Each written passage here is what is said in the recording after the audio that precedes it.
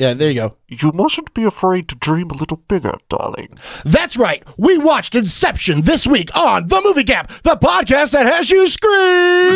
How have you not seen that? How have you not seen that? How have you not seen that? How have you not seen that? How have you not seen that? How have you not seen that? How have you not seen that? Little darling, how have you not seen this?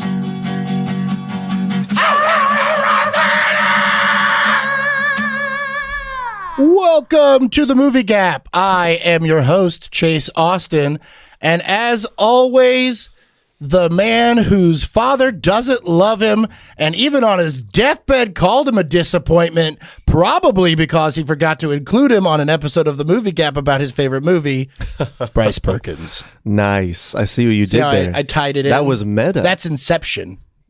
Oh, see. That's not what Inception is. I don't know what that word means. Yeah. All right. Yeah. Yeah, my dad was probably just trying to let me know that I could do better by myself and I should just do my own thing. So, oh, maybe. Well, yeah. But that's what we want you to think you thought of.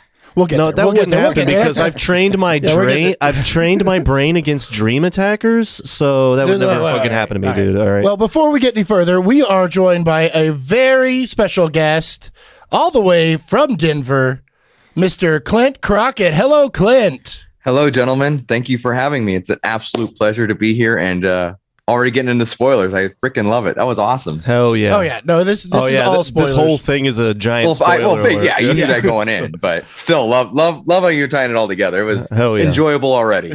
Nice. All right. Well, Clint, before we begin, why don't you tell everyone about your podcast? I think you have like 2 or 3, right? I'm a 2 mainly, yeah. So I am part of the 4 Dorksmen, which is a pop culture podcast, and we talk about everything you could think of for pop culture, including a lot of random stuff. So please give that a listen or a follow at @the_Dorksmen, basically everywhere. We also do a lot of streaming on Twitch, same @the_Dorksmen on Twitch.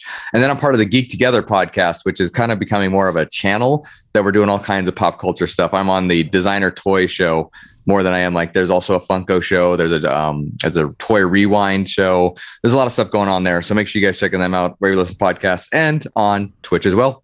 Geek Together. Yeah, awesome. I listened to the toy. Was it the toy rewind, right? Mm-hmm. Yep. Was it the one about He-Man toys? It's pretty tight. Yeah. Those guys are all cool. The Nolan brothers, and they're also in Texas. So yeah, we wouldn't be surprised if you guys could meet up at some point. Oh, okay. Yeah. All right. Well, we are glad to have you here today. This is going to be fun. I've been wanting to do this movie since the Inception of the podcast. Right. Yes. I see what you did or at there. least the conception, right, Bryce? Yeah. Conception. There you go. Oh, you're leaving him hanging? There it is. I was going to say, that was worth a high five. I mean, I would have enjoyed it, but as far as the word conception, I don't know what that word means. Fucking Bryce. I don't know how to fix that one. oh yeah, I should have explained to you, Clint. I do have drops as well, but that you won't be able to hear, so there might be some weird pauses where you're like, "What the fuck is happening?" But cool. Yeah, it's just me hitting drops. The podcasting audience will hear it. So Yeah, you right, will right. you will just have to listen in next time. Right. to hear it. That's totally fair. Yeah. I have no argument to that. All right. So before we get started, we got to ask the main question, Bryce. Yeah. First of all, you had not seen this film before we watched it for this. That is before correct. You watched it for this. Why? Uh-huh. And what did you know about it going in? But first, I think I know the why. Tell me. Because before this podcast, Tell me why. You didn't really like Leo, right?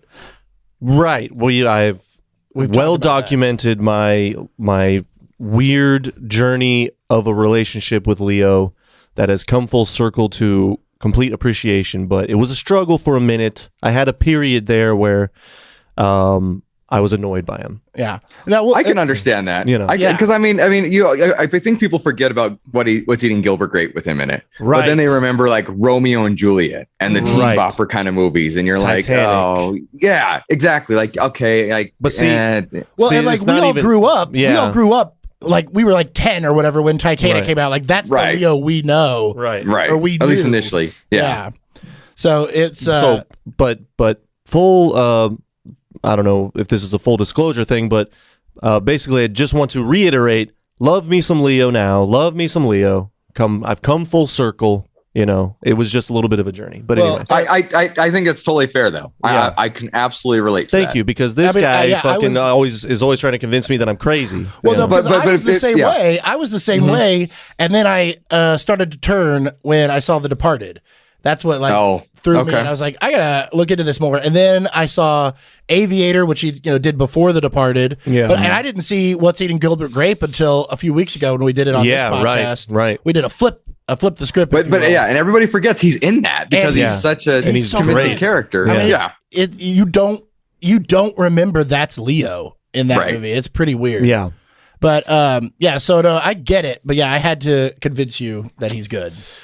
Yeah, I mean, I just needed more. Or he I had just to. needed to like give him more of a fair chance Mm-hmm. because it was actually those movies that we were just talking about that you said turned you, like The Departed and Django and all that stuff. Yeah. That Mhm. everyone loves Yeah. him in. Those were the ones where I was annoyed by him, Right. funnily enough, Really? because I felt like, and I've told you, Chase, but Clint, little backstory, I've just felt like he went through that period where he was doing a lot of these movies back to back to where, for whatever reason, to me, all I saw was Leo doing Leo things. I didn't really see a guy like becoming a character or anything. But I've acknowledged that was probably just me being too nitpicky, obviously. And of course, I know that he lost a lot of sleep about that, but I'm glad that I can he feel was- better now. And That's why he You know. did this movie, was because he was losing I so know. much sleep. yeah, Over yeah, you- right, over yeah. you not He had to do a liking movie him. about He couldn't dream. He had a good dream. He had to be knocked incept out. the idea into my Yeah. head that I like him now. Yeah, exactly. Yeah. It had to become your idea. It had to be my idea Yeah. when really he was Wow. just in my dreams. Can I What get will my happen? headphones up a little bit? Yes, right. absolutely. But yeah, so anyway, so you hadn't seen it. What did you know about it going in? Oh, I knew. Okay, so I knew Christopher Nolan directed. Had suspicions. Yes. Okay. Well, I haven't seen Tenet. And I haven't either. Not yet. Right. Have you seen Ditto. Tenet, I have not. Clint? Okay. So apparently, people are even more annoyed at that movie than they were at this one when it came out, or whatever, because of the difficult concepts. Yeah. Or whatever. But yeah, big fan of Nolan. I mean, obviously, Dark Knight. Come on, I was 20 when that fucking movie came out. Perfect timing. I Yeah. mean, dude. So yeah, I was looking forward to this one because of him, and then I had a suspicion that Hans Zimmer was the composer as well, and I was pleased to see that I was right. Those two working together have a nice symbiosis. Is that the right word? Yeah. I guess. I don't know what that word means. Thank you. And yeah, so I knew all that, and I knew Leo was in it, and I knew it was about, or I should say, I was really surprised about the subject matter because I didn't see one football player, and It's not Interception. oh, It's not yeah, Interception. right, It's right, Inception. right. Okay, yeah. So I had to learn that. I had to learn that fast. I had a lot of catching Well, up to do. it's baby steps. It was definitely Growth is I- knowledge is growth, and you're working on it. I went from one small step for man to one giant leap for mankind with this one because I had to learn fast because I really thought I was going to be seeing a highlight reel of Rondé Barber or something or Brian Hawkins I don't have the button. but- intercepting the football. I don't have the button, but I would have hit. I don't know what that word means. Right. I don't know what barbers have to do. Like, why are you going to cut your hair to play football? I don't really. That was a good one. I'm going to hit you with a, and then yeah. No, but yeah, so I knew it had to do with dreams and shit like that, and I knew it was supposed to be kind of like groundbreaking. I've heard a lot about this fucking movie. I was not going in dry, so Sure. to speak. You know what I mean? So, Now, were you expecting to be confused? I was, you- okay. because that's what I think I heard, or maybe I was confusing that with with what people were saying about Tenet. Well, but I seem to remember people being like, I wasn't sure. I wasn't exactly sure. Okay, well, we'll get into all that in a minute. So, Clint, you actually picked this movie off of our list. I think more or less. I can't remember if it was still on there or if we stumbled across it. But I think we stumbled across it, to be honest. So, what made you pick this movie? What really stands out for you enjoying this movie? So, this movie, I was just looking it up. I was actually surprised it came out between The Dark Knight and The Dark Knight Rises. I didn't realize that. It came out in 2010. And nice. I didn't realize that. I just looked it up because we were talking about Christopher Nolan. And I remember watching it at the time. And I actually found my old movie stub. Saw it in September of 2010.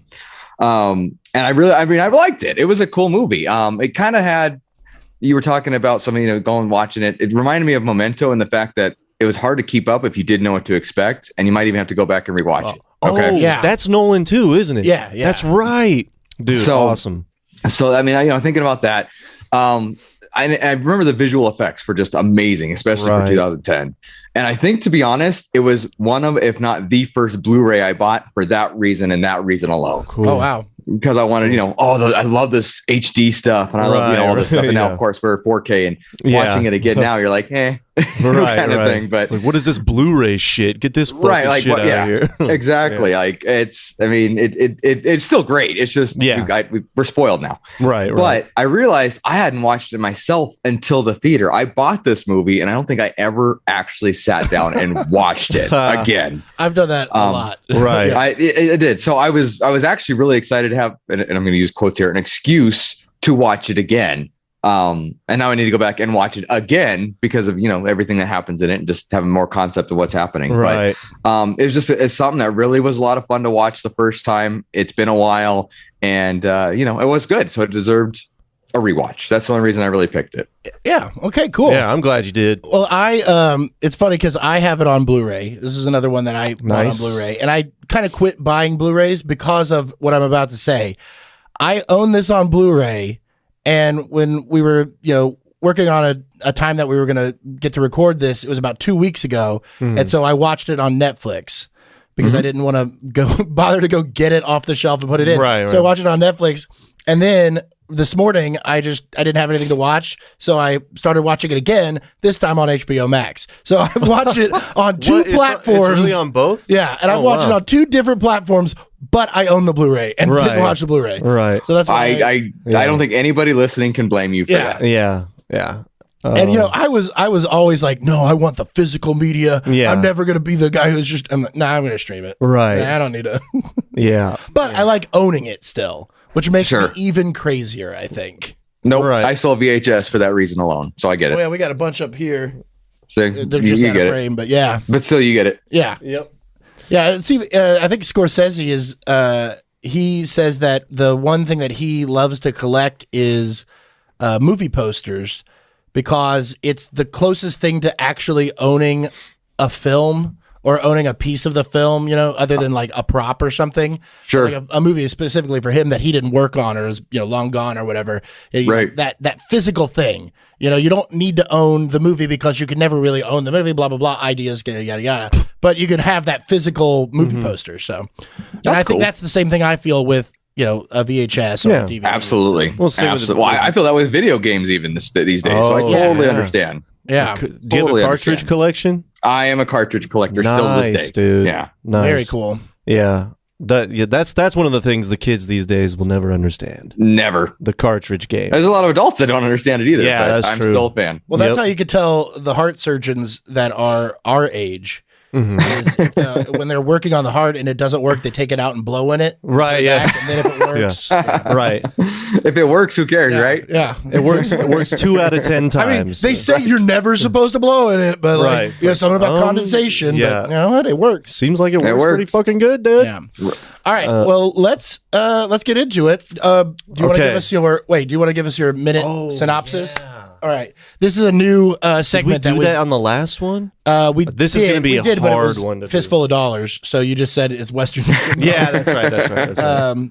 All right, so this is a new segment. I have Bryce try to give us a brief synopsis of the film, which I'm not certain he understands what synopsis or brief means. I don't know what that word at means. 1 minute, And your time starts. You ready? yeah. Now. There's in a world of corporate espionage, the means of obstructing the business of your rival has gone into the dream realm, and our main character is a master of dream manipulation in order to extract information from people's brains, and there is a giant conglomerate that is going to take over the industry and kill one businessman's career. And so he employs our hero to go into his mind and plant an idea, aka interception. And it's not, no one knows if it can be done, but he's just crazy enough to try it because he has done it before. When he made his wife kill himself. Okay. Damn, it's getting good though. Yeah, Did not pretty good. bad. That was one of my better ones, Clint. Well, yeah, and, good. and it was a synopsis. You hit the major points. I did. You didn't tell the story. Right. So And you didn't spoil anything. You didn't get to the very last ending. So Well, yeah, you're right. I guess that was what the his synopsis wife killing is supposed to herself be. isn't a spoiler, but you nailed it. I Take the snuck it in compliment. there. Yeah. All right. So let's get into it, Bryce. What do we got going on your notes? Oh, okay. So let's see. Well, okay. The first thing that I really kind of want to talk about, because my notes are a little bit, they're as, what's the word? They're not specific. Okay. Okay. That's fine. They're a little more, just kind of like general idea things because of the nature of the movie here. Yeah. Sure. So I mean, what I really wanted to kind of talk about at first, which we kind of already got into a little bit, was Nolan and where the idea came from, and kind of how it went about getting made, especially with these fucking incredible shots that were in this movie, and how much of an impact they had on filmmaking in general, and like because I remember the previews and shit, and I remember the scene where where Gordon Levitt buildings? is fighting and the hallways. I remember that shit. Yeah. I remember that just being like, and I kind of want to just kind of talk about Christopher Nolan in general here to start. Okay. Well, I could tell you that out of this movie, there's only about 500 like special effects shots, visual effects shots.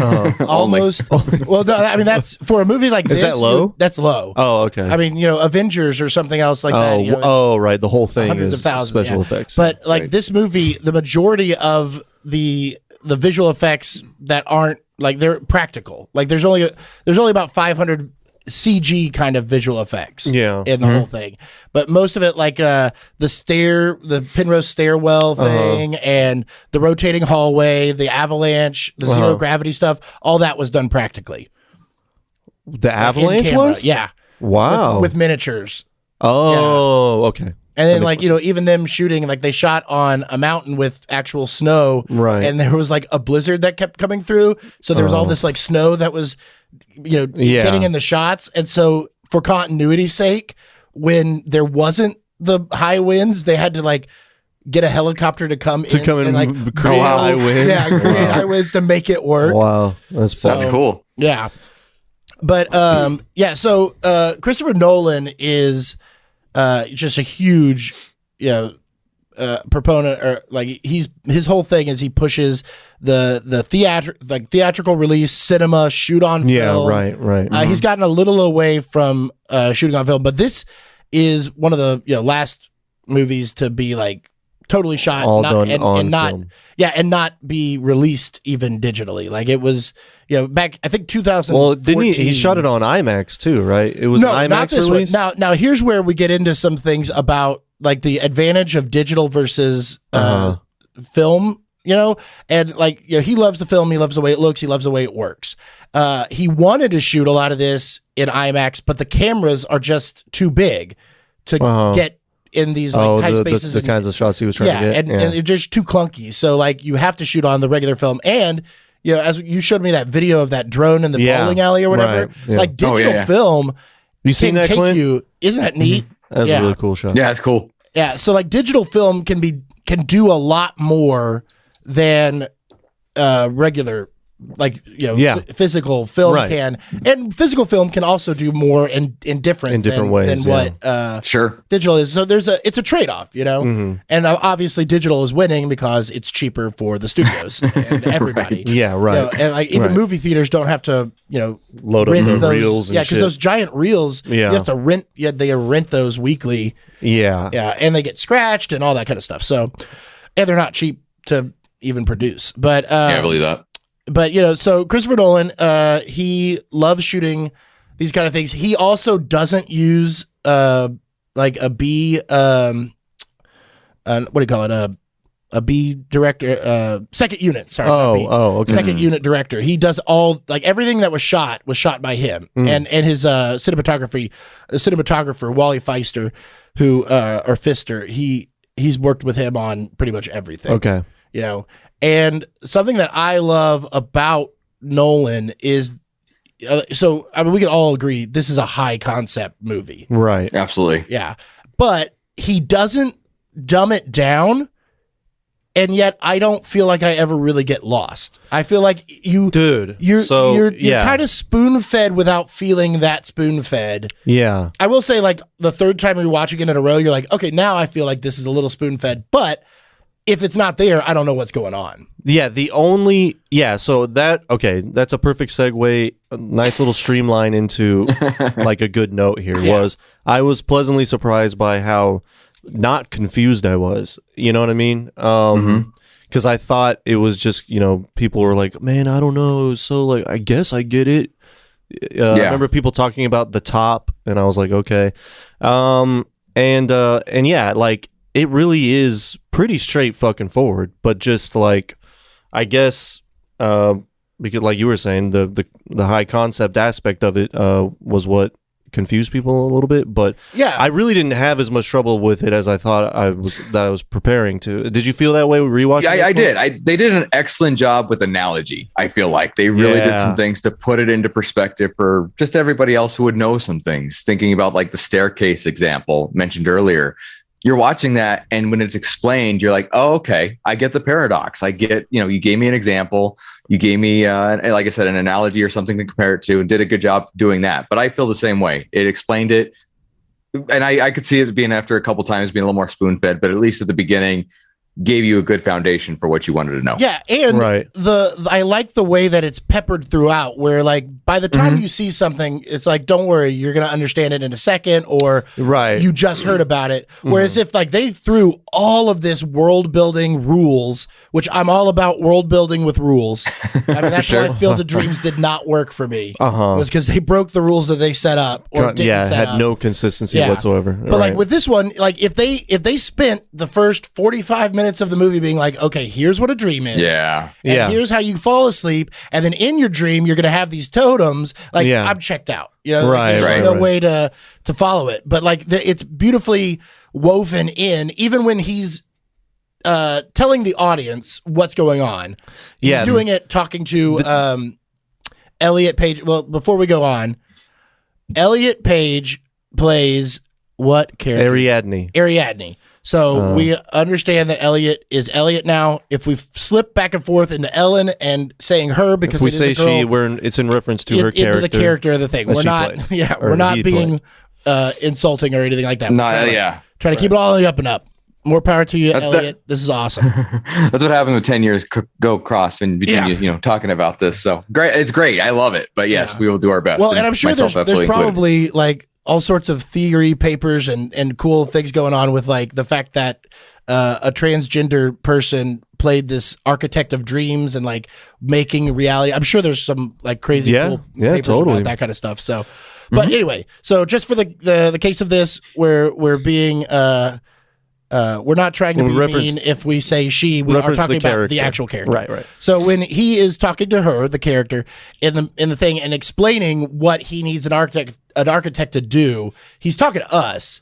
But it's also all taking place in a dream, so it's like this interesting layer. They do really. We always like to point out and make fun of like blatant exposition. Yeah. But this movie required blatant exposition, and they did a really good job of not making it blatant, with the exception of one line when which was the only I found to be the only sort of plot hole in the movie, was with the chemist when they were like explaining like, well, how are we going to wake up if it's that powerful? And he was like, that's the genius of it. I designed it so that your inner ear balance still works. Or and I was like, oh my God. But you needed that. But then they do a fucking flip and don't wake up. Well, no, they wake up on that level after they're woken up. No, but what I'm saying though is that before the actual kick, there was that sequence when the whole thing that set up the awesome shot of them fighting in the second dream where the world is twisting. Well, but they're not twisting because they are in no gravity.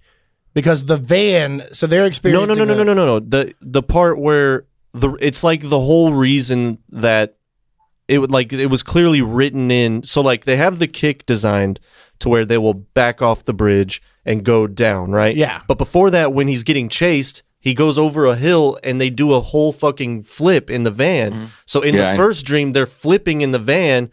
And then in the second dream, when Levitt is fighting them, his world is twisting around. Yeah. But they're doing an entire flip and not waking up, even though supposedly...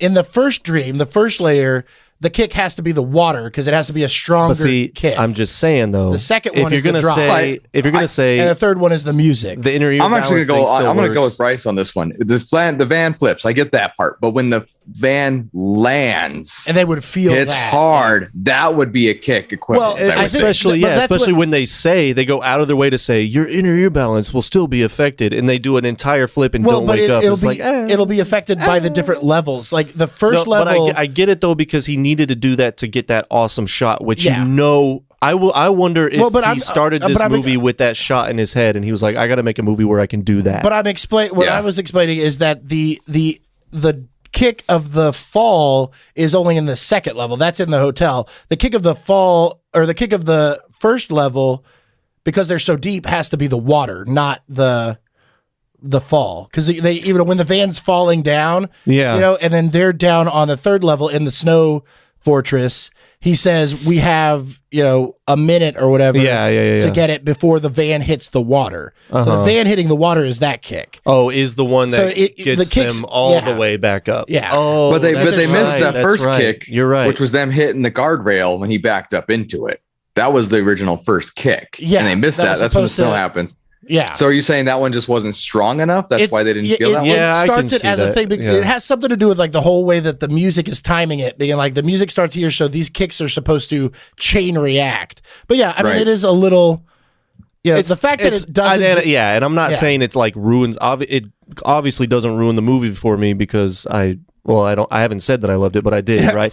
But but it just me was the only thing where I was like, that's a little bit of a, you forced that one in there, but coincidence. Yeah, I get that. But it was. I mean, with that theory though, the fact that at that level, the wake up kick had to be hitting the water. Yeah, I can and all see all of the kicks as they travel down, starting with the music telling them to start doing it or whatever, is all falling, and they all start to deteriorate. And then it goes into you're falling, and then you're hitting the water, and then you wake up. Yeah, and they start to deteriorate each level. Right. So like when they hit the guardrail or whatever, or they do that jump, the whole world starts spinning. Yeah, and they're all floating in 0G. And when when they hit the guardrail or whatever, like you said, the snow starts to crumble on the other. Right.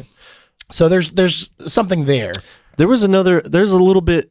I think so that was my only critique on plot. The one of the concepts that I didn't really get was, and I want to see if you guys were kind of with me on this one, was in the limbo state when they go down there. Okay.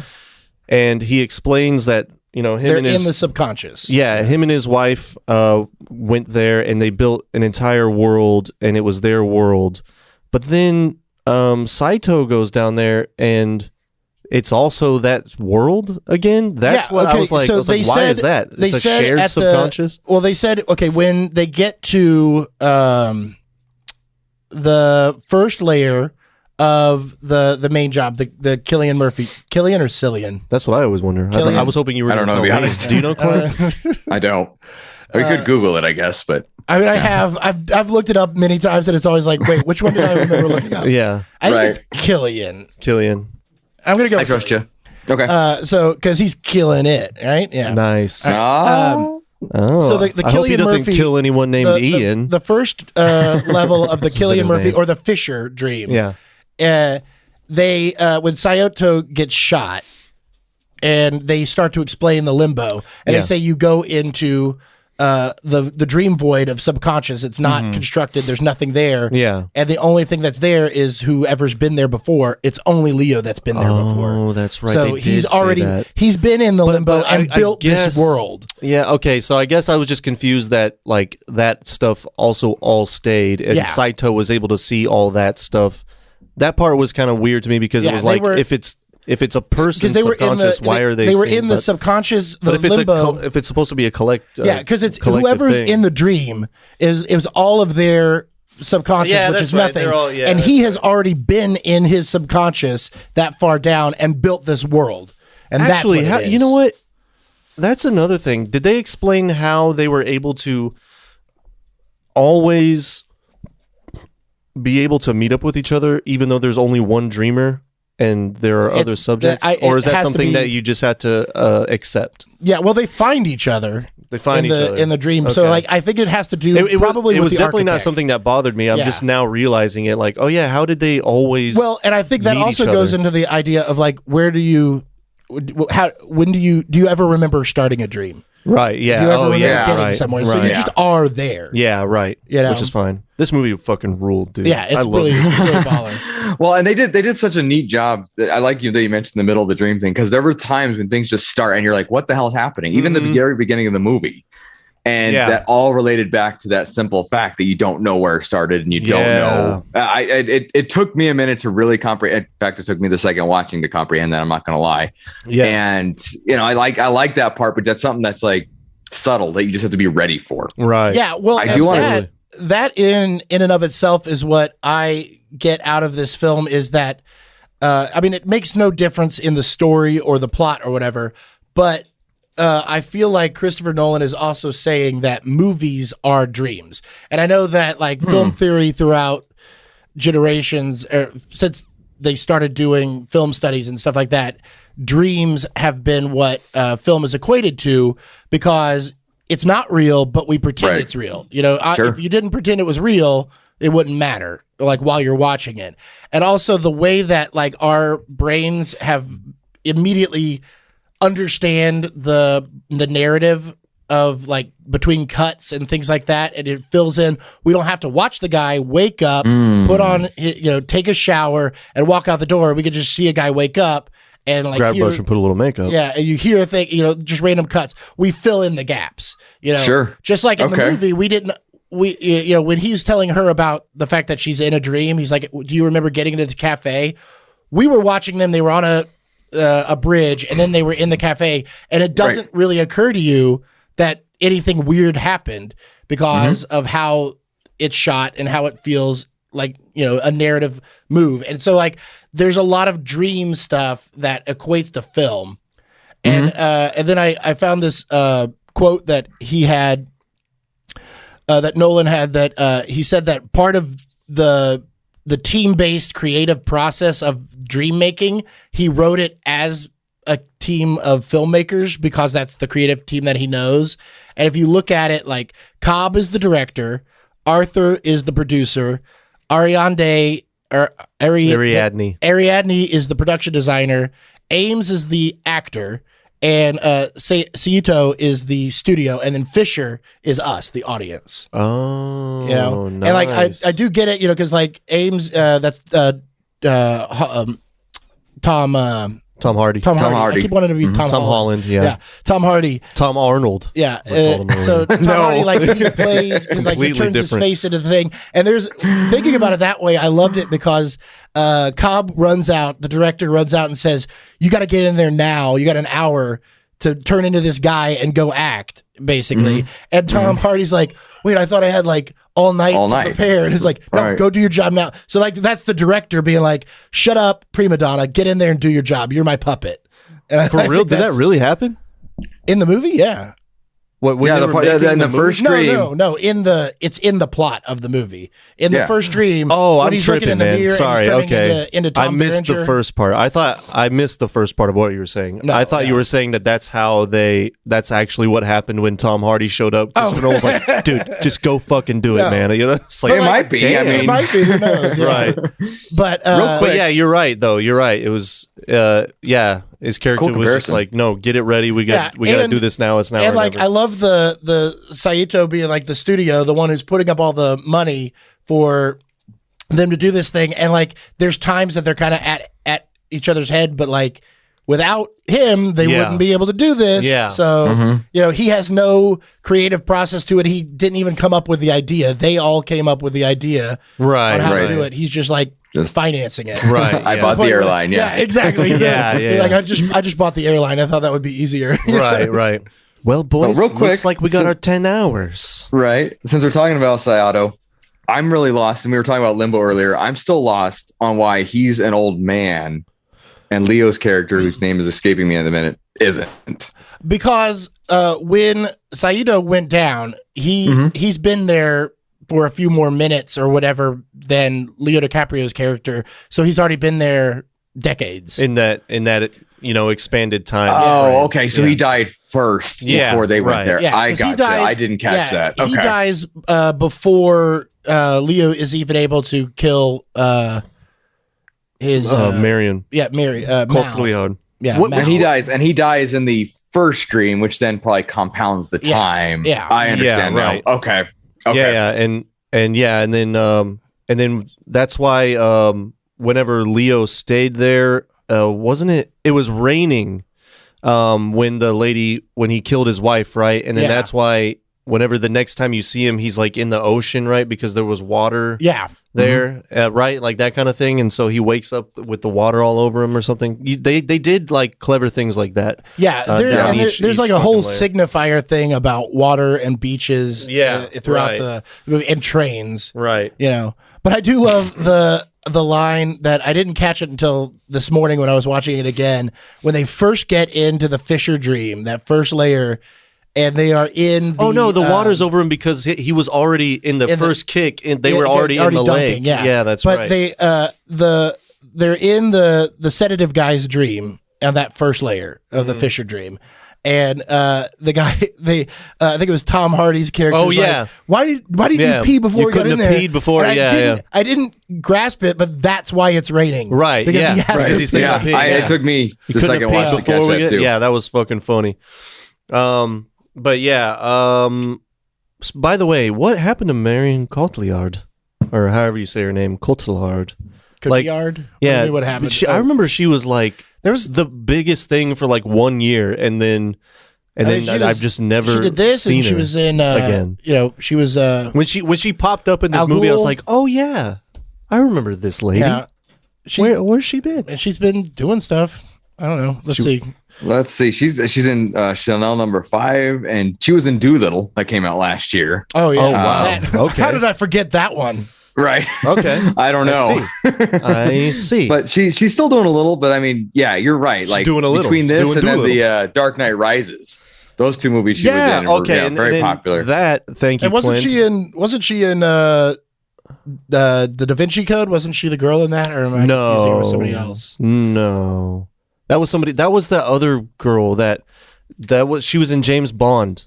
No, anyway. I don't know. There was a bunch of girls from the year 2008 to 2012 that were all going to be big. Yeah, big she was hits, very and then busy they- in 2012. She had Right. a number of movies come out then and has slowed down since. Right. Well, and I know that she was in a movie where she played Edith Piaf or whatever, the singer of the song that they use as the kick.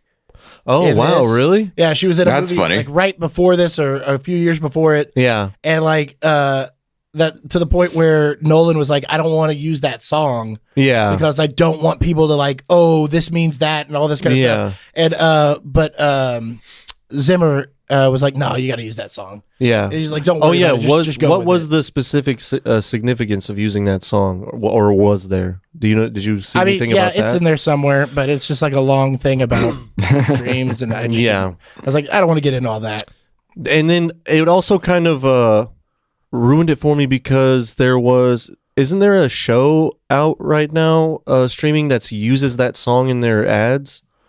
No, there's like a perfume ad that has used that. Is that for what it is? Years or something that, yeah, because there's something about that song. Every time they would play it, would make me think annoys of a commercial. And Yeah. I'm like, oh man, I wish they would have used a different. Yeah, it's definitely a song. commercial. Yeah. Right. Yeah. So it's like I think you're right, like a perfume commercial or something. Yeah. It definitely Okay. has the like it's French. It's got the Okay. love is in the air kind of aurora Well, around and it. and there's just something about that song that actually kind of makes it a perfect choice, in my opinion, because when I hear it, I'm reminded of a song that I had on, I had, a burned CD back in the day that would wake me up on my like alarm clock radio. Yeah. That it would just play the first song.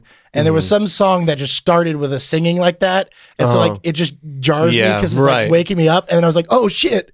This Oh, annoys wow. me because it reminds me of that song that used to wake me up. That annoys me. Sure. Inception. Yeah. And like I don't By even the way- remember what that song is because I would stop listening to it because it annoyed me so Right. much. Right. Bryce, you were right. She was Joan of Arc, by the way. Joan of Arc. She was. Didn't you say that? No. Or am I hearing things? No, But she was Joan of Arc. I wish. Okay, that's. Oh yeah, she did play Joan of Arc, right? And what? In I think it was called Joan of Arc. Right. Yeah. I've not I seen remember that that. one. Yeah. But also thank you, Clint, for bringing. You said something that reminded me that we have a cast of Christopher Nolan regulars here. I mean, Yes, most of absolutely. Let's see here: Joseph Gordon-Levitt, Yeah. Ken Watanabe, Tom Hardy. What else was Ken Watanabe Cillian- in that Nolan did? The first Batman Begins. Fuck, he was Ra's al Ghul. Yeah, he was the fake Ra's al Ghul. Yeah, that's right. Okay. Oh, the fake one. That's yeah, right. and then Cillian Murphy was the Scarecrow. Tom Yeah. Hardy was Bane. Yeah. Right. Joseph Gordon-Levitt was Blake. Robin. Yeah. Mary Michael Caine. Michael Caine. Michael Fucking Caine. Alfred. Happy birthday to Michael Caine, by the way, today. Is it literally Michael Caine's today birthday? is literally his birthday. Oh, happy birthday. Confirmed. Wow. Yeah. Happy birthday, that guy. Happy birthday, Michael. Yeah, and Gosh, he was born in 1933. He's yeah. an old dude. Yeah, It's been great. still Here's working. to many I think. more. I think he is too. I'd What if say he'll- that what if he'll do he Jaws might have to 5? start using a cane soon. Yeah. What? I- I don't. Okay. I responded to your setup of that being Yeah. a joke, and then I realized And then- that's not funny. Right. Yeah, thank you for that, Chase. But we had all those people, Cillian Murphy especially. It was like one after another of like, oh wow, Christopher Nolan really did have his like little bowl of actors that he preferred. You Yeah. know? Well, and Well, isn't there- especially for the Dark Knight movies or I The guess Batman movies, yeah. yeah, because they were all being filmed over this course, so he kept working with them. Yeah. And Michael Caine was only in 3 minutes of this movie. Right. yeah, if that. Yeah. Right. But yeah, what was I gonna say on top of that? I don't remember. Oh no, I was gonna say that Cillian Murphy, when in this movie they put a bag over his head and drip the sedative on him. And I Yeah. was like, oh, who's the Scarecrow now, bitch? You know what I'm saying? You fucking little dose of your own medicine, huh? You know, it was pretty nice. I wonder I'm trying if to think. Nolan wanted to do that. I wonder if maybe he was like being a little playful there. You know? Maybe. Yeah. I don't Anyway, feel like I mean, let me Nolan's all call that him. I'll call playful. him and ask, you know. Lots of it. Yeah. First name basis over here. Yeah. Hey, Chris. I was hanging out with my right? buddy. I was hanging out with my buddy Chris the other day. Chris Nolan. Yeah. Anyway. You might know him as Chris. I call him Dingleberry or something, Yeah. just to I give call him a fun I nickname. call him Sea Dog. We're Yeah, pretty right? cool. Yeah. Yeah. But anyway, you were gonna say something, Chase? I think Clint was gonna say something. No, I'm trying to remember now. It's going to drive me crazy. I saw a meme the other day that puts a Murphy and I can't remember the Yes. other actor, but they were always like starring opposite each other. One's the villain, one's the good guy. I don't know if it's. Oh no, I did not know that. Oh, it's gonna drive me nuts. So even in Peaky Blinders, there was something in there that showed that list. I'll try to remember it. But anyway, yes, those, like you said, regulars that work together. Yeah, his own little farm, and I like seeing that. Like, you know, a lot of big name directors like have their little pocket of actors. You know? Well, and they know who they work well with. Right, you know? right. Mm-hmm. Yeah. If it works, why not? Did Nolan do Interstellar too? Yeah. Okay. That was the only. That's another McConaughey high one. concept. Very, yes. But like so good. Also, that one's Zimmer. a lot more confusing than this one. I feel this Yes. one is. It really is. It tricks you because there are a couple of flashbacks, specifically when we get into the dreams. You know, where when Cobb is talking about the things that happen. We'll get flashbacks, but other than that, it is a straightforward narrative, even through all the dreams, because it's all intercut. I mean, it's a parallel story throughout those 3 levels, and they are all very different locations. Right. So, I found it. It was Tom Hardy. Oh wait, put it and back Murphy, up. and they're both in Dark Knight Rises. They're both in Inception. They're both in Dunkirk, and they're both in Peaky Blinders. Oh, Dunkirk wow. is also Nolan. Nolan, yeah. So, Wow, yeah. wow. And the Oh wait, good guy, bad is guy. Cillian Murphy British, or is he American? No, I don't know if he's British, but he's definitely.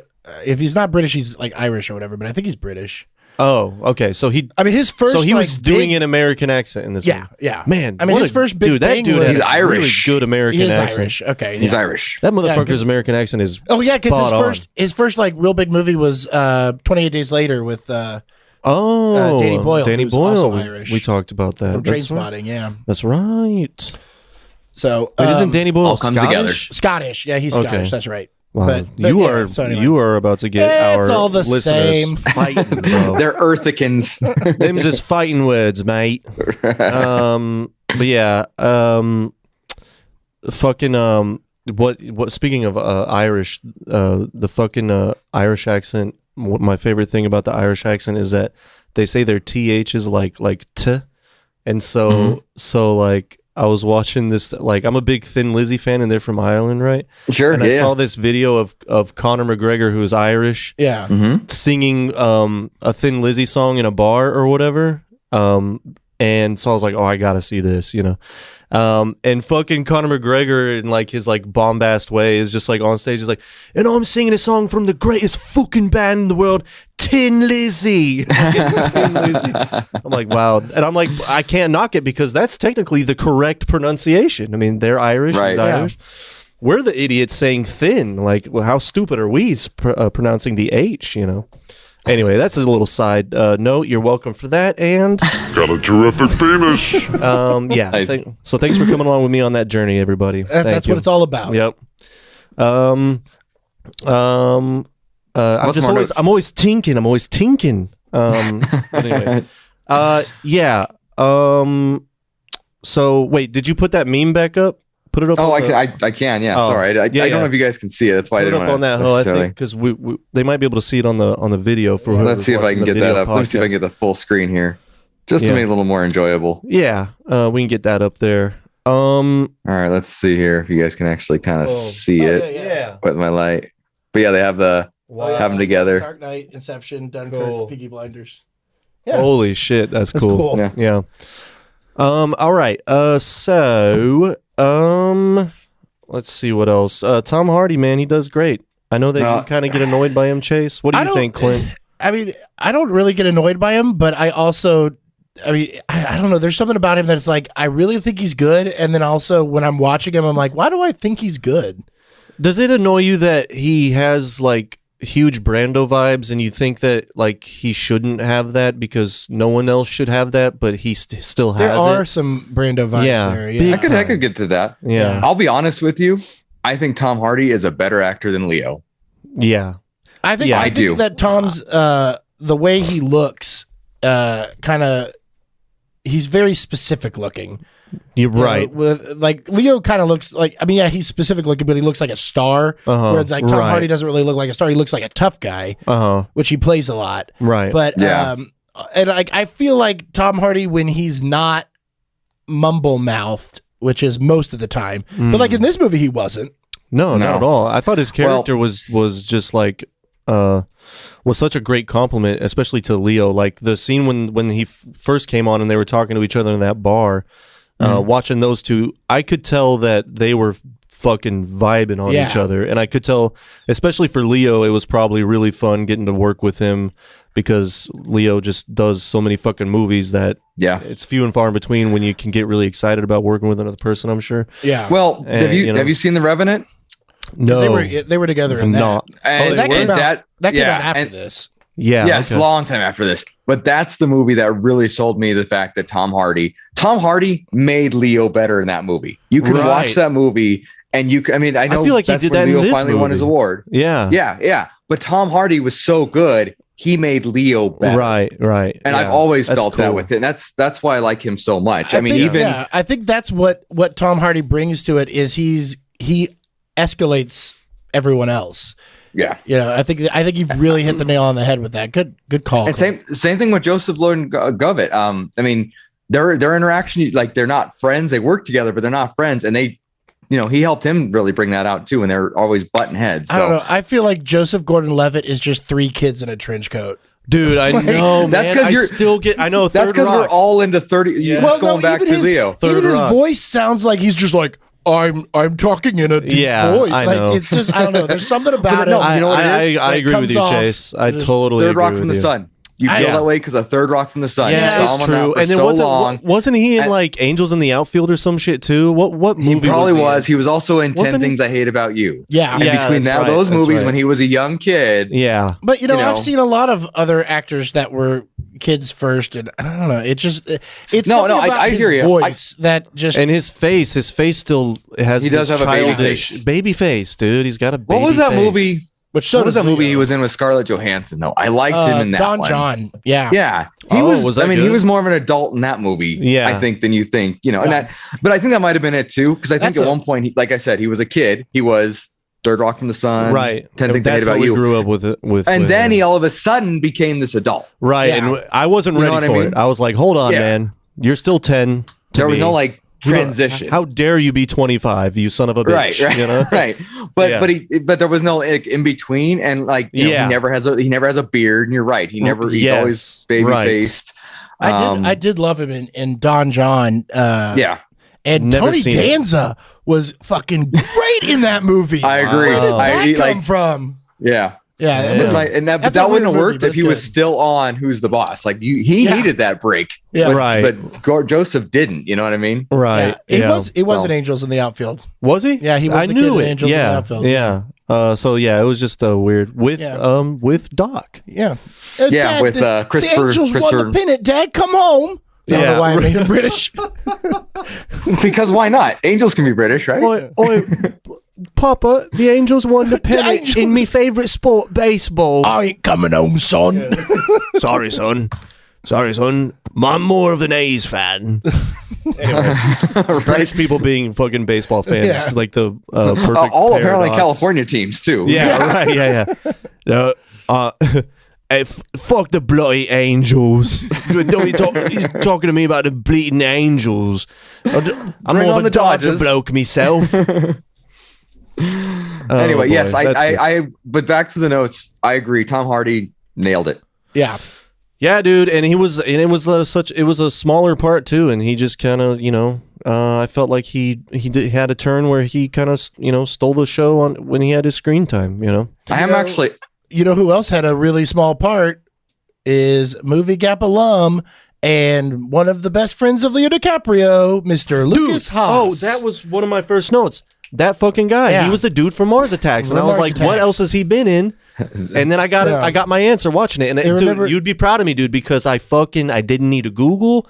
I did my normal thing where I fucking spent the entire time he was on the screen going, where have I seen this guy? And then by the time he was being hauled off to get killed by those dudes, I was like, that's that fucking guy. But he has more of a scraggly beard and he's a little bit older because now. He's, 20, and he's the guy that was part of Leo's Rat Pack or whatever. Yeah. Still is. There we go. Yeah. Cool.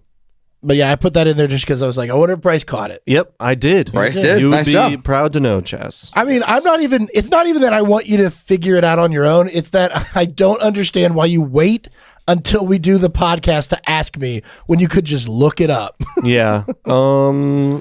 Because Content. Yeah. Because There you go. we got an hour to kill. If we I'm just actually looking them up now. I didn't realize. if we just Googled the answer to every question, we would not even have a show. There'd be no Yeah, point. that's true. So you're welcome. I don't know. People Chase. like the You're commentary you guys add. So keep doing exactly. Thank you, Clint. Thank you. See, Clint gets it, Chase. When are you going to get it? I We've been do. doing this for 3 years now. When I are you don't going to fucking get it, dude? I don't know. I can't believe it's been that long. I know, right? It feels like it's only been 10 minutes. Yeah. Or wait, it's reverse, right? No, it would be, yeah. Yeah. By the way, I want to just back to Tom Hardy. I actually liked him as Eddie Brock in Venom. I was shocked. I still thought he haven't was such seen a- that. Oh, yeah. I still haven't seen that. I thought it was such a stupid pick going in, but it worked. He showed his acting. He showed it doesn't have to be the same character all the time. You know what I mean? Yeah, I didn't love Venom.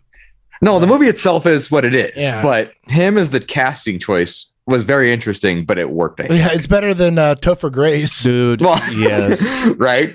So he was just too busy trying to get laid by Donna the whole Yeah. time. There's no weirder casting in superhero history, I think, than pitting Tobey Maguire and Topher Grace, two of the least threatening presences in the history of Hollywood, against each other in a superhero movie. You know what I mean? It's just such That's a what weird agents come in, man. pairing. Somebody knew how to talk their way into that one. Shit, man. And I like Topher Grace. Dude, I just love not in that Topher role. Grace. I think Tobey Maguire is great too, but it's just it was just two pieces of buttered toast. Did you see Topher Grace on the clapping new together. season of Twilight Zone? What? Oh, He was no. on one of the episodes of the Of Twilight Jordan Zone. Peele's Twilight Yeah. Zones? Really? Yeah, it was a pretty cool episode. Oh, really? Yeah, a lot of those I feel like let's make them half an hour. These Yeah. drag on, but that Right, right. one was pretty fun. Sure. Yeah. So anyway, that's my 2 cents on the Paramount Plus All Access version of the Twilight Zone. So, Oh boy. now that is a Oh, write-off boy. on my taxes Yep, because I talked about it. They owe us $10,000 now. That's our rate. Nice. So yeah, anyway, what did I talk about here? Did you have any specific things you wanted to No, Talk you about guys that we hit haven't a hit lot yet, of them on Clint? the head. The only thing I'm going to actually save what I have until we get to the ratings. So I want to explain it that way. But All right. Yeah. but otherwise, you guys hit some really good notes on the head, and much better than I would have done. I do. I mean, there's going to be questions with this type of movie, right? I mean, Right. we talked about how it's fun and subtle, but yet effective to have the dreams come up where they are, but when they start, I should say, but have them in the location. I still don't fully understand, and maybe I'm not supposed to, why they were in a snowy mountain. I felt like I was watching GoldenEye there for a few minutes. when Okay, they were in well, the that's funny because the location of that snowy fortress is Nolan wrote it into the script because his favorite Bond movie is on Her Majesty's Secret Service, which is on that, which is so funny because I thought GoldenEye too, nice. because of that's just our generation, Right. Right. That whole snow thing, and I don't know if I thought it from the movie or the game. I think mine's the game. I'll Yeah. admit it. It's the game. Definitely the game. Yeah. Which I have definitely played the game way more than I've seen. Yeah. GoldenEye. Right. Definitely. Right. Yep. Ditto. But yeah, no, it is. And like he literally did that because he was like, I want to do something like Her Majesty's Secret Service.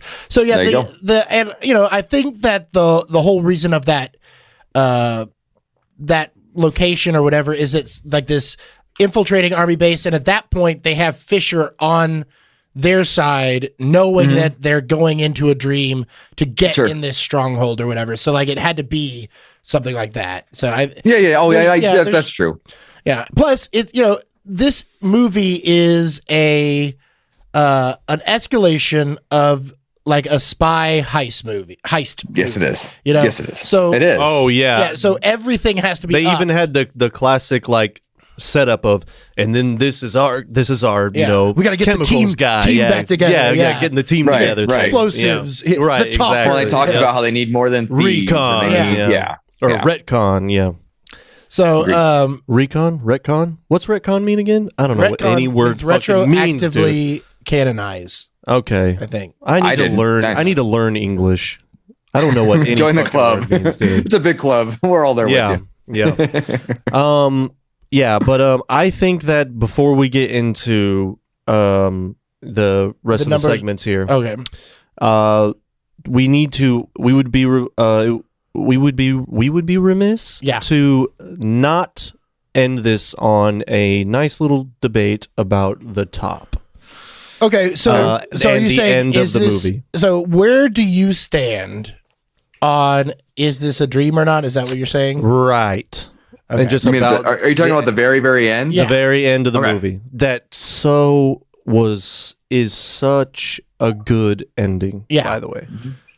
Now, I will say that it is specifically ambiguous, but only to and purposefully ambiguous. Only to a point, and I have always thought that, and I did not even know there was really any ambiguousness to it other than the top not falling. But I've always thought that was done on purpose to make the I've always audience... thought that it wasn't a dream, that that's all real. Me too. And I know that Nolan says it's not a dream. Right. But if you interpret it as a dream, he's like, yeah. And then that's right for you. Well, that's the point of cutting it, is to leave it like that for you to think about. Now my points on why it's not a dream is he in his dreams you never see his children's faces, and we see his children's faces at the end. Exactly. In his dreams, he even says it to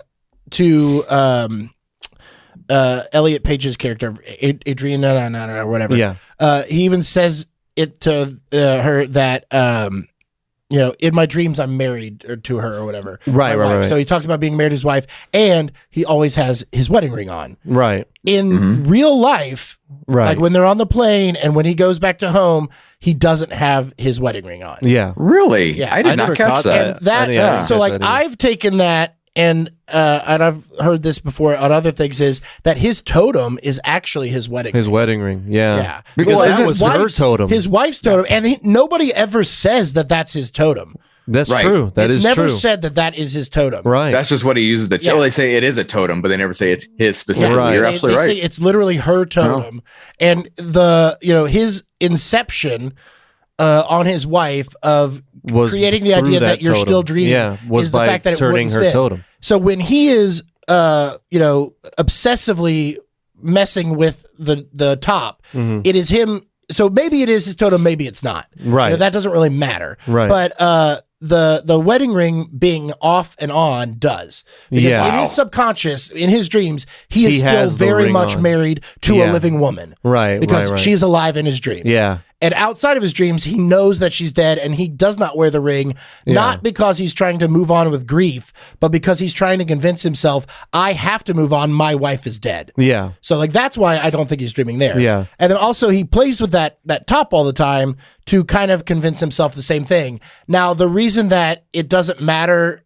if it falls or not at the end is because the only person that it wouldn't fall or would fall for is the person watching it to see if they're in a dream. He spins it and walks away. And dude, that's the thing I wanted to talk about, man.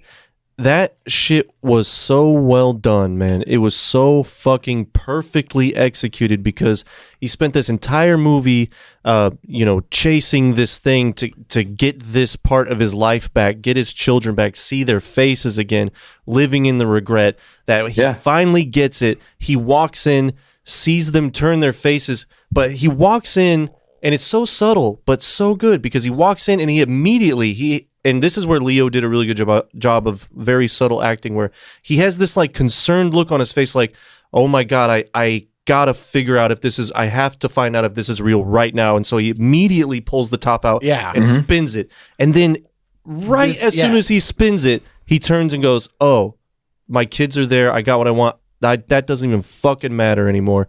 And then it comes back to the top for us, the audience, to fucking see. And then of course he cuts it out so that Right you after that don't little get to see. wobble. It's just Little- so yeah. fucking well done, man. It's just so Agreed. fucking well done. I do wonder how many takes that took. I wonder if it took more than one Yeah, just to get right. that right. Yeah. I got to tell you guys. So I have a 3-year-old.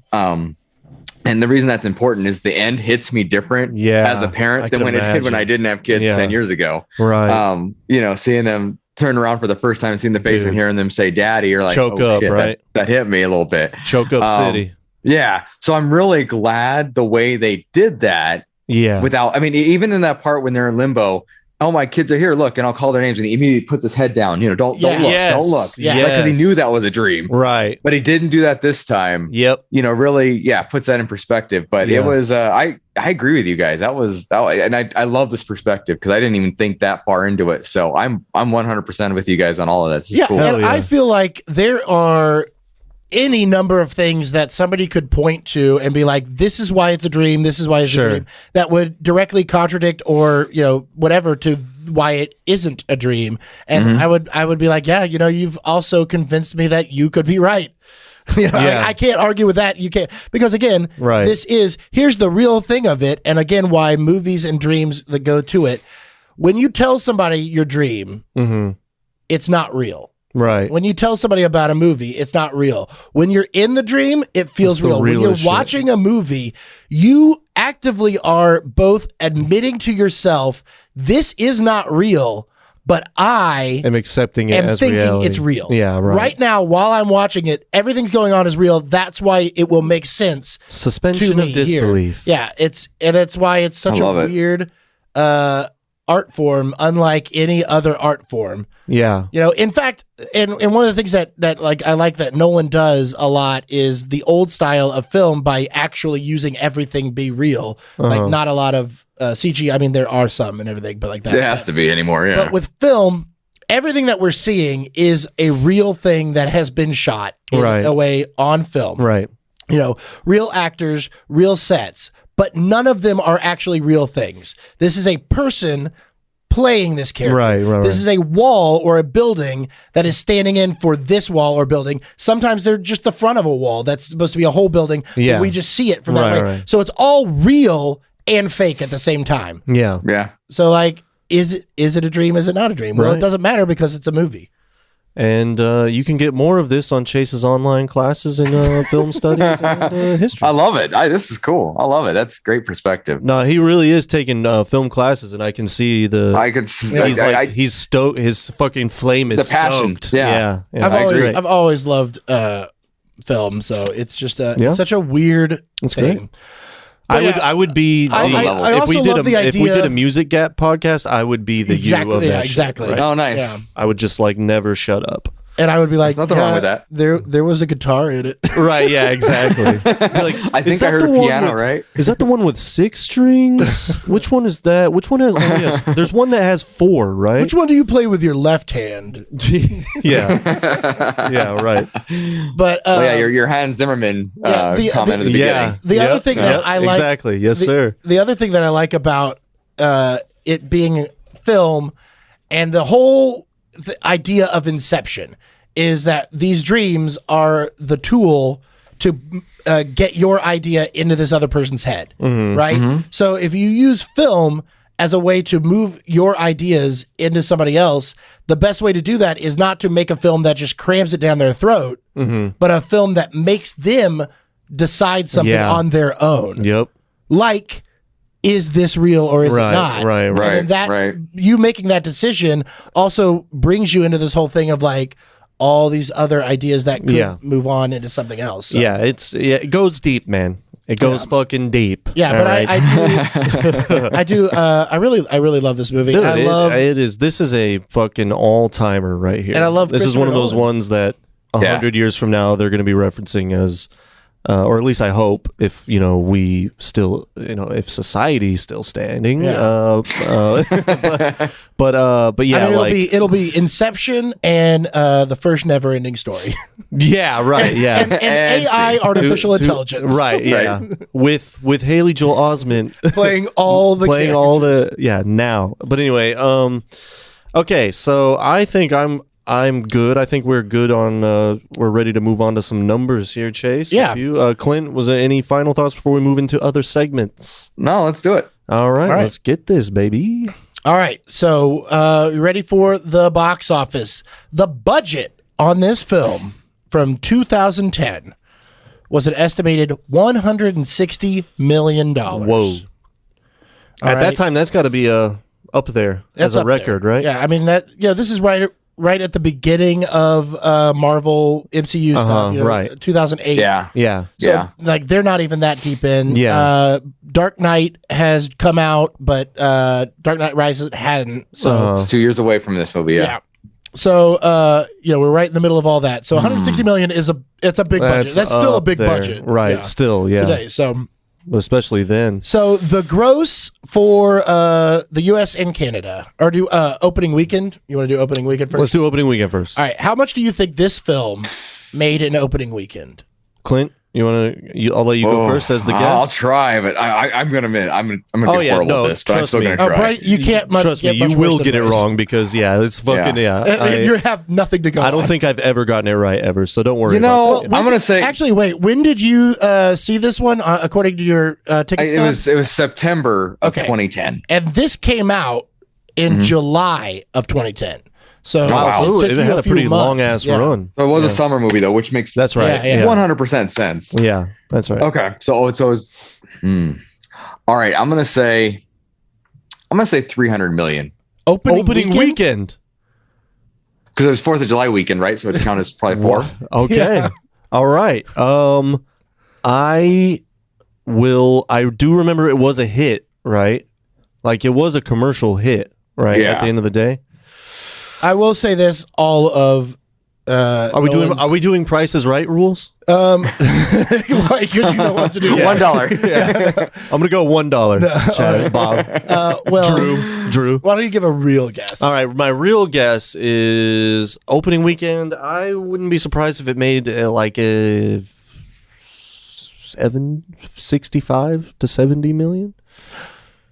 Oh, he chose poorly. I know. Only because you both overshot. You were really close though, Price. Okay. 62 million. Oh, come on. That's it? Opening weekend. I was that's about as close as it gets though in this fucking game. Now that is a huge opening weekend. Okay, especially you don't back make then. 100 million. In a whole run of most movies. So. I mean, those 100 million and 110 million things didn't start happening until like the later Harry Potter movies and shit like that. Well, I mean, Jaws was one of the first ones to ever hit 100 million, but then nothing else did after that. No, I'm talking about the 100 million opening weekend. Oh, yeah. Like Avengers, Harry Potter movies, that kind of shit. But yeah. All right, so I knew my guess was high. Yeah. Now I had no idea. I told you it was bad. It might not have been high for the domestic gross, U.S. and Canada. So kind of for opening weekend. No, for the whole thing, the whole run, gotcha. The whole run. Gotcha. Okay. So it made 62 million opening weekend. On top of that, how much did it total for the gross of? Clint, do you want to go first? Is this still opening weekend or is this just total? This is the whole shebang. All right, I'm going 500 million. Oh man. We're doing domestic or worldwide? Domestic. Okay, domestic only. I'm going to say 310 million. He chose poorly. Which actually, again, not bad. The closest guess was actually Clint's opening weekend guess because it was 292 million. That's it? Wow. I really thought it would be higher up there. Yeah. Now, well, that's only American. Yeah, that's right. US and Canada. Yeah. Now, the gross worldwide from release date to date now is how much? How much did it make? Clint? In total, I'm going 500 million again. He's going 500 million. America. I think I'm gonna go Price is Right rules here, and I'm gonna go 501 million. Well played, asshole, but well You know played. what, Bryce? You have chosen wisely. Yes. It made $836,836,967. That's more what I would Wow. expect. Yeah. Okay, Dude. that's So great. it That's crushed way the higher than I worldwide. thought. Yeah. Yeah, Jeez. it made like, what is that? Almost $6,000 or $600,000. Fucking $600. Dr. Evil High over stimulus. here. $1 million. Right. So yeah, it did real well. Do you, yeah, by dude. chance, and I don't know if you have Holy this out in front of you, do you have a ranking of like, because I know obviously, Endgame and Dark Knight Rises and Avatar are in the billion club, but do you have a ranking of like how high that is in total to other I know movies it's in by the chance? top. I know it's in the top 50. Top 50. Okay. Yeah. Which says a lot about how much the movie business Yeah. fucking exploded in the last 10 I know. years. Well, but because that's here's the fucking thing. nuts. Here's the other thing about this. I bet in the top 50, it's maybe 10 or less that are original ideas, like non adaptations, non sequel, and non superhero. Right. Right. This is not a franchise. Yeah, this that's is right. an all original. Yeah. It's not an adaptation of anything. number one, with Yeah. this and Star Wars or something. Well, technically, as far Avatar. as proprietary shit. Avatar You're is right. It's an original, even though it's. I always forget about that. Yeah. Well, it's going to be a franchise, but it's not Yeah. yet. Right. But it's not a sequel, so that Man, Right. is he really But- trying to make Right. a sequel? And I just read this over the weekend. I did too. I know Avatar, what you're going to say. yeah, Avatar just retook the No. the title for highest grossing film of all time with some re-release overseas In China. in China. Wow. Yeah. Another 100-something million. Are you serious? Yeah. Another Yeah. 100 million? Jeez. Well, China's like non-COVID right now, Yeah, so they're finally all like open, it's out and they're there, not getting yeah. any movies, so Right. they re-released that, which I don't think should count. I think Yeah, like your well, original run. No, it does though because does, Enter the but- Dragon made a whole bunch of movie on. You know what though? They'll get re-releases. Endgame again. Don't worry. People Yeah. love that movie. That's true. I love that movie. Yeah, I know. loved And- Endgame. And Avatar's okay. It's not the best movie. It was fun, but I didn't like it. I don't It even shouldn't be as high as it remember is. anymore. even though it it was was- a movie in 3D that really made that work. I will say, watching it in 3D on the IMAX, I was like, wow, this is really cool. I wish this movie was good, though. Right, I was like, man, I am into the visuals, but like this movie, I'd rather just I watch agree. Pocahontas again. This Right. Ferngully is Ferngully on steroids, Yeah. right? Ferngully in space. In space, yeah. Cameron loves to take things and put them in space. He does. Vietnam. I Vietnam get in it. Space. Ferngully I like in space. space. Yeah, that's right. Nam in Space was James Yeah, Cameron. so when is he That's going to right. make Titanic in space? Man, Maybe that's. Titanic 2. I do know that there is a. what would that be though? There is an Avatar to do a sequel. movie. Well, Yeah. one of the Avatar sequels has to do with a water planet. He said. So maybe like that water planet is going to be like he just redoes Titanic. Yeah, yeah. Just all CG except Leo and Kate are Are blue played by people. Haley Joel Osment now. Now, yeah. Again, Oh, wow. Osment. I said Osment again. You do that. I do it every time. Okay, All right. well, what's the next segment here? So we're going to get our ratings. Our ratings. Okay, Clint, do you want to do the honors as the Sure, guest? I'll start us out. Yeah. So originally, out of 10 dead wives is what we talked about before we recorded, yeah. which cracked me up. I was originally going to go spinning tops, but that works too. There you go. I originally was giving it an 8. Now I say originally. Well, let me explain my 8 first. So great movie, as we discussed. I did have some issues with some plot holes. The one that drove me the most nuts was the timing difference during some of the sequences when they're in between different dreams. There's times when the chemist is driving the van and it's like almost synced up exactly with what Joseph's character is doing. Like they're almost in real time at the same time, even though one should be going, 10 times slower or 10 times faster. Oh, right. Yeah. So that part annoyed me enough to make a difference. But as we've talked more about this and I've seen more perspective and I've gotten more ideas, I'm bumping my rating up to a 9. Whoa. Because there's things I missed. And I think this movie leads itself to discussion, to very good viewpoints. And I think that's something that definitely needs to be credited and appreciated and acknowledged, because there's not a lot of movies that do that. And I mean, we'll talk about Endgame. Oh, this was cool when this happened. but there's no mystery behind it. Right. This had right. mystery. This had interpretation. This has how you saw it and how other people didn't see it. So I got to give it credit for that. I'm giving it a 9. Nice. Well, you know, that I think that's a of, first where someone has acknowledged the discussion we just had, and then it actually bumped their rating. Yeah. That's the first I think time. You might have. Oh no, you did that with King of Comedy. Oh, when I brought up, that's right. That when did, I brought up that the did fact happen. that his mom was probably dead the whole time. Yeah, right. Yeah. But I mean, that leads itself. I mean, a movie is great, but a movie is an experience. That's why we all miss the theater so much. You know what I mean? Right. So if we're experiencing it beyond and still enjoying it, you got to give it credit. Yeah, buddy. I mean, I know that when we did, we covered artificial intelligence, AI artificial intelligence. Man, I guess a year or so ago, and we did it with our buddy Stark, and I hated that movie. I know you hated it too. It was a terrible movie.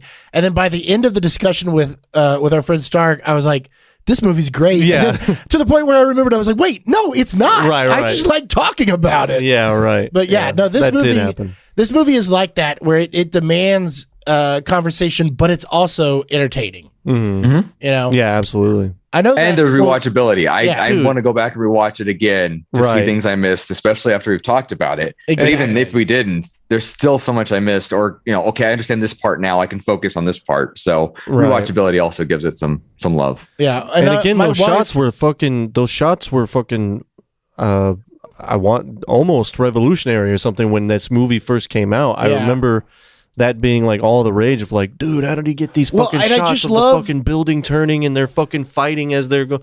I love the way, and when they're all suspended in air in the hotel because the van's falling, and so they're, dude, like the shots are just like so fucking incredible, and it's so well done. It's just if you watch like the camera movement, that like aspect of the cinematography of just how fluid everything is. It's not necessarily floaty, but like fluid. Yeah. And then the stuff that's in the real world, that's another thing that makes it feel like it is a dream and at the end is not, because it is a lot straighter. Like everything in the dream stuff moves real fluid, and all of the movement in the real world is straight. Yeah, I see what you're saying. All. Yeah, you know, it's not with not the camera movement.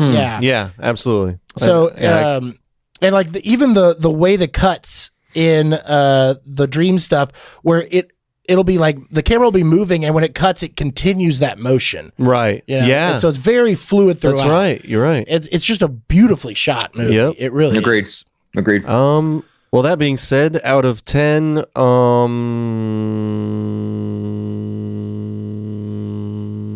references to the Scarecrow, I give this movie, dude, I don't know, Chaz. I'm having a little bit of an inner struggle, man, because I'm gonna say 9.5. Wow. But I really want to give it. I really want to put it in 10 out of 10 pantheon. You can give it the 10 out of 10. It doesn't mean it's still a 10 out of 10, even if there's movies that you enjoy more that you rate lower. I know. It's a subjective thing. I think I'm going to give it a 10 out of 10. There you go. Cool. I think it's getting 10 I understand why. Yeah. It's so good. That's what I'm getting 10 and you know, it's got all the things that you want. Specifically you, Bryce, where it's like there's nothing that's in it that isn't at least somewhat explained in a way that isn't bad. Like, you know, yes, like your dude. with Waterworld. Yes, you're right though. You're right. How do they turn crude oil into gasoline? This is the perfect. Give me a line. This is the perfect example of doing that well, where it's just enough to where you can still suspend the disbelief and accept it and go, yeah. Anyway, I gotta give it a 10 out of 10. I can knock this down a little bit for you if you want. I will say I would have liked a little more humor in it. I'm a comedy fan, just like I know you are. Dude, yes. I just don't know that there's room for it. There might not be. That's right. I will say the never be afraid to dream bigger, darling. That was like the perfect little amount of touch of humor for me, because the whole time I was just like I was so like engrossed in the world that they're like portraying that I just wasn't even thinking about. I was going to be like, if someone came in and was like, hey, by the way, you know what I do in my dreams? I fucking fart a lot.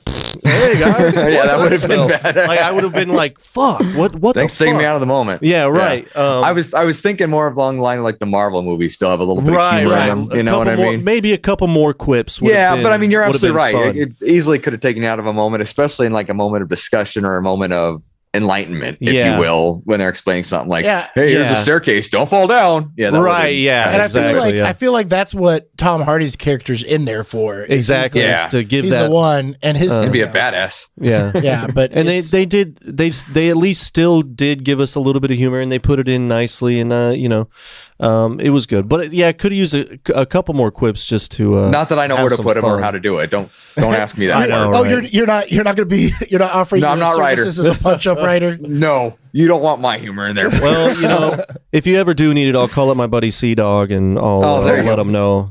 I'll give you the referral there. Okay. There you go. Yeah. Anyway, excellent. Yeah, I give it a 10. Chase, you I wanna, mean, I don't- I'm really curious as to what you would rate this Oh, one. 10. I mean, Wow. don't I rate Look at everything a that. 10? Yeah, You that's guys are true. shitty movie critics giving these high I know. scores. You're supposed to be like Yeah. really critical. Oh, yeah, I- lower. and I'll everything get else. critical. Yeah, that's true. Yeah. Yeah, listen to listen to the Three Beers and a Mic. the Natural Born Killers episode. Oh, yeah. Oh, okay. Which That which one- Three Beers and a Mic with Bernie or with Yeah, someone else? No, with okay. Bernie and Dwayne. I was on their last Dwayne's on there? episode talking about WandaVision, and it got interesting. I was the odd man out there. Yeah, he was. I will have to leave it a listen because He almost got I like- us canceled. I did not That's an almost get us canceled. it's interesting how much polarizing WandaVision is in the sense of who loved it and who didn't love Yeah. it. But anyway, I know that's a discussion Still we already haven't had, seen so. it. Yeah. Yeah. Okay. What is after that? We do the worth it or worth. What do you say, Clint? Worth it or worth shit? Oh, well, not only worth watching again. There you go. It's good. And I think we all agree around the board. It's good. Yeah. Okay. Oh yeah, you can't hear it, but this is the sound that was played. It's good. Yeah, it's Jose Altuve in a HEB commercial, a local commercial over here. Nice. Um, Okay. Yeah. So, but anyway, Very cool. All right, so we're gonna recast it. Yes, it is time for the. I forgot that I The said that. chipmunk I one. surprised myself. Yeah. Okay. All right. Yeah. Let me pull my cast list up. What do we want to do? I mean, Man, this is. we'll go with. Did you have a list put together, Clint? I don't. I Okay. had such a trouble thinking of this because the casting actually watching this at first, I didn't love the casting, but as we got more and more in the movie, I just loved it more and more. Yeah. Even Ethan Page at first, I was like, because, and this is my fault. Ethan Page is Kitty Elliot. Pryde. Yeah, Elliot. Sorry, Yeah. sorry. I'm trying to get this right. Yeah. It's hard. I'm bad with names I'm bad with names Yeah. anyway, Chad. But anyway, I just call him Sea Dog too. yeah. right. I get it. I get Yeah. it. But I struggled at first, but as the movie went on, I appreciated the character and the acting more, especially as the relationship grew with Leo's character. So the recasting, I can't see a recasting. Now, what I could see is, and I hate to say this because this usually ruins things, is a sequel. And it's been 10 years now, 11 years since these guys have put this movie together. So they all haven't aged horribly. Yeah. Don't include Leo. Leo's done. Leo's does not his need to be in story it. is over. Yeah. Right. But when and I'm gonna screw up his name again, Elliot Page, when they hired Elliot as the architect and she left and then came back because she was so into it, they could focus on that story that she gets so into it that she's still doing it. And again, she being the character. Yeah. Really could go into it, and then something happens where they need to get some of these guys back together with some new cast members is kind of what I was thinking. Now, don't get me wrong. I'm of the Pixar mentality that sequels aren't necessarily necessary. I know Disney influences that a lot, but so I'm not saying it has to happen or that I even want to see it happen, but I see that as a better alternative than even trying to reboot this with anybody new. Right. If that makes, so Well, that's why I just struggled so bad. And I talked about it earlier. I love Tom Hardy. I think he's an amazing actor. Leo's proven it as per our discussion earlier. The cast worked. the cast worked. Yeah, they So really I- did. And this one's is a little bit of a challenge to recast because it's not that old, and a lot of these actors are still very much active. And the characters are all at that age where they could all be they could still 40 play it. or 50, Right. you know, or Right. 30 or So they could 20, all come yeah. back. So it should be a fun challenge. Did you have anyone specific, Chaz? Because I know you at least have one. Yes, I'd love to hear it. I really would. Well, I have one for Tom Hardy's character, and I have one for Joseph Gordon-Levitt. okay. Let me hear those. For Tom Hardy, I have one Pedro Pascal. I was thinking about him, and I was trying to figure out where to put him in. I think Yeah. he'd be good there. Yeah. And I then like him being like the silver-tongued devil of the group too. Yeah, like, right. that really works. Right. And then for Joseph Gordon-Levitt, my idea is after I thought of Pedro Pascal, I thought of Brody Holbrook. Who's he? He is the main character in Narcos, which Pedro Pascal was in. Was kind of his breakout in. And it would be a cool what would you call that, re-pairing, you know? But if you don't know him, then you probably wouldn't. No, I don't know him. He looks a little. I mean, everyone looks older than Joseph Gordon-Levitt because he's the epitome of babyface, right? Yeah. So Sure. it would be a little bit of a different look, but I think that he could play that character. I mean, his character was a little one note anyway. Yeah. You know. Yeah, he was all business all the time. Yeah, exactly. I Yeah. like Pedro Pascal as the Tom Hardy. I thought Henry Cavill, you know, As who? as the Tom Hardy character. Oh, yeah. That one, I I and I see- forget yeah. that he's British too. Yeah. I fucking forget that, dude. Yeah, and So then I've been watching a lot of Doom Patrol, and so like the first name that popped into my mind just to replace Joseph Gordon-Levitt though was Matt Bomer, just because I really I have no idea who that is. his voice. I don't is know so who that is nice. either. He was on Suits, I want to say, Mm. and he's been in a lot of the American Horror Story stuff. Okay. He's just he's pretty good, and he's in Doom Patrol. If you've watched that on. I haven't, but okay. DC show. I've It's heard of it. really. Yeah. I was surprised at how good it is, so I just started watching that. But I liked those two. But the real thing is who's going to play Cobb. Leo. Yeah, Leo. Yeah, it's a tough one to call. I mean, I have an idea All that right. could work. Although he's a little young, but he's kind of on a breakout right now.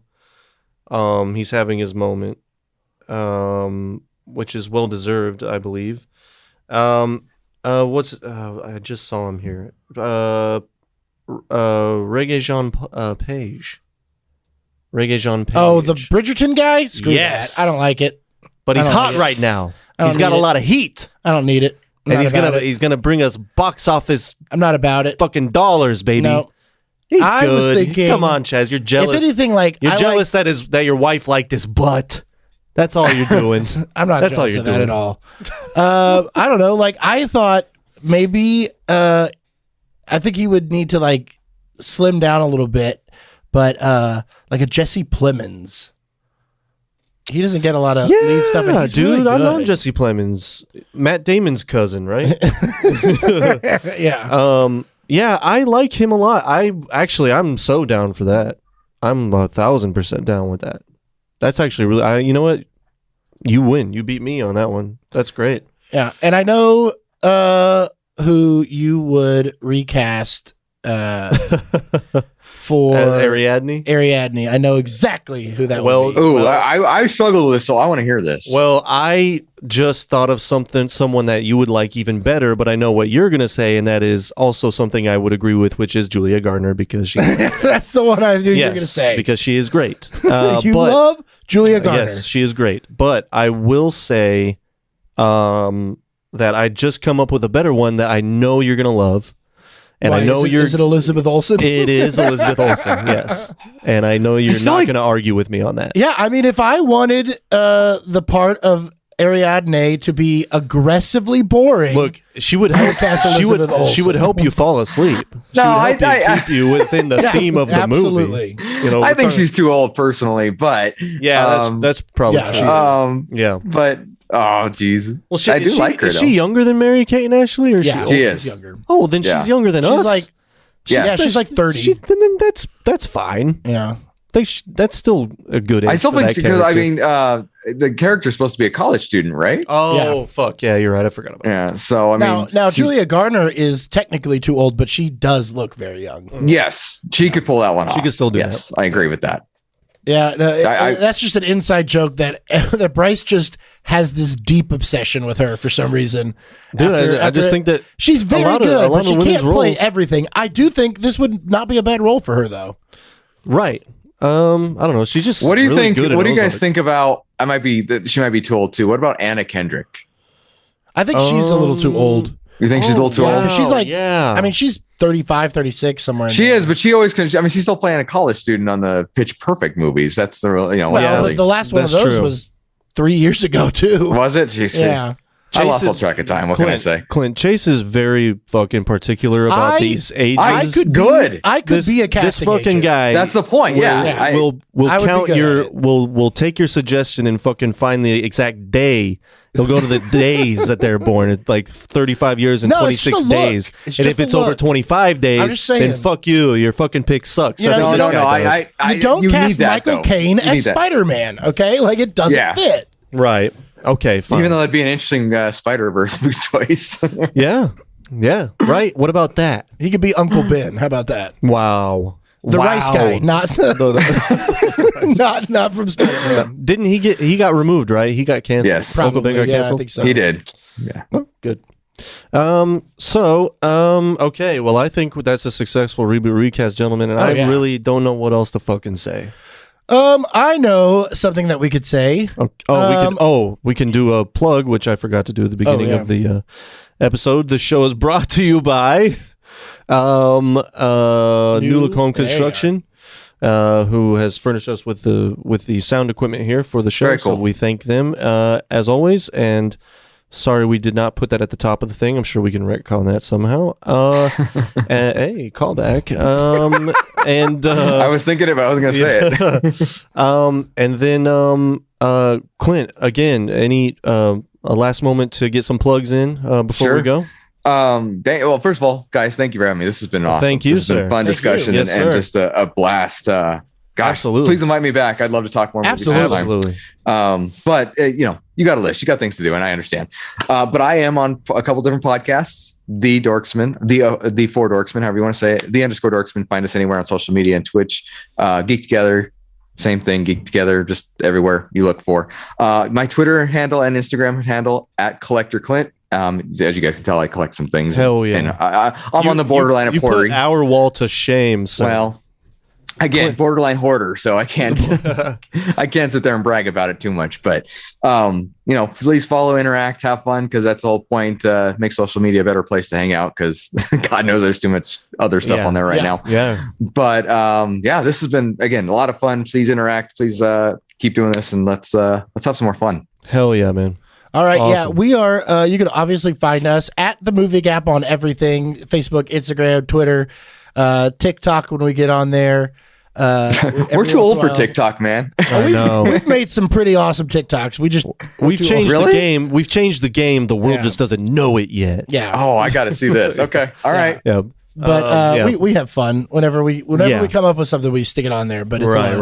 a lot of fun. So yeah, we're on there. Obviously, if you don't know, find you us know. on YouTube. We are on YouTube at Yes. the Movie Gap as well.